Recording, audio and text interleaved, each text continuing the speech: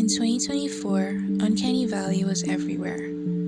Almost every other video I'd see was about someone doing their depiction of a creepy, Uncanny Valley-like person. But it wasn't exactly new. Like anyone would be, I was curious about what Uncanny Valley actually was and what it meant.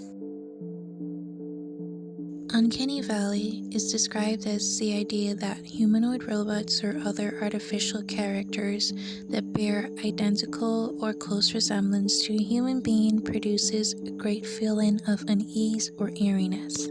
This term came from Japanese roboticist Masahiro Mori, who created this graph displaying a human being's emotional response to a robot whose resemblance to humans is close but isn't exactly perfect because there's something that's off.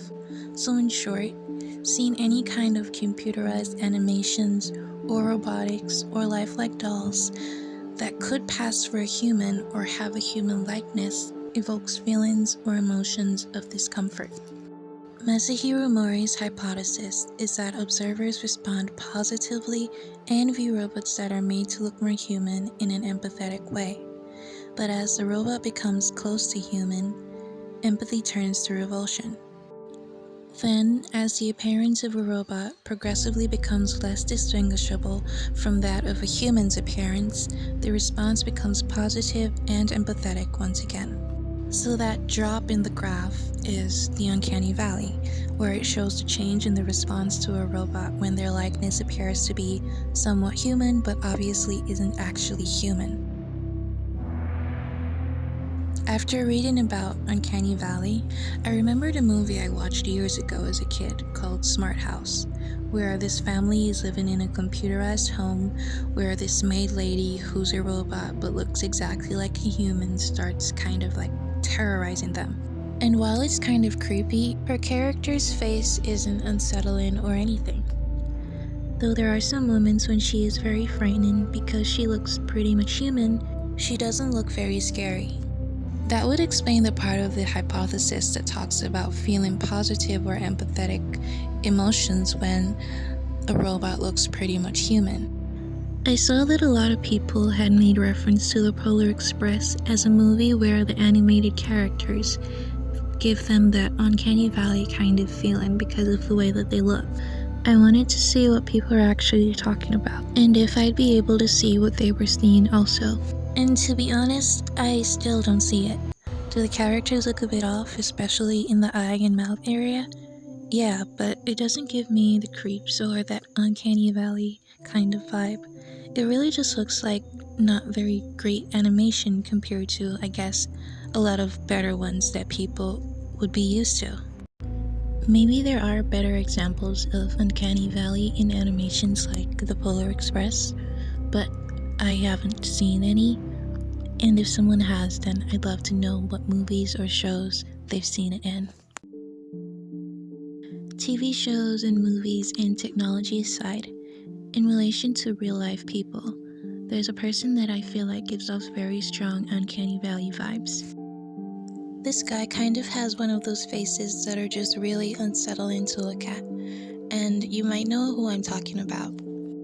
The person that I'm referring to is this, I believe, pastor, Kenneth Copeland.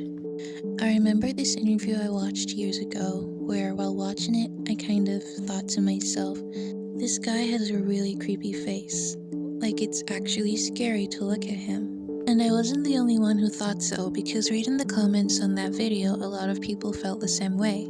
And I had to put him in this video because he's one of the only people that I've seen that gives off that really unsettling, creepy, unnerving kind of look that I feel like would describe or fits the description of Uncanny Valley. On the topic of faces, I've added these pictures of these dolls that have a human-like look, as I feel like they would fit the Uncanny Valley category. Dolls in a whole have always been associated with some kind of scary, creepy kind of video or movie or anything that kind of has to do with possession or ghost. I'm not a fan of human-like dolls. I wouldn't want to be around them or keep them around. And I feel like I'd like to know why the people that do have them, and a lot of them, decided that they would like that. There are some pictures and videos I don't know the origin of, but I've seen where they've been used as real life Uncanny Valley encounters or people. This photo in particular that I've seen of this man who has a really funny looking face, I don't know where it's originated from, but I do know that a lot of people have used it as an Uncanny Valley reference, and also a lot of people seem to think that they've seen this guy in some dream that they've had. In conclusion, I feel like the whole idea and the whole Uncanny Valley theory is really interesting. It's one of those things that you get enthralled by, even if you feel really scared watching the videos and seeing the pictures, you just can't seem to look away. And I think that's the case with a lot of different theories and phenomenons and all the different things that become popular over time on the internet.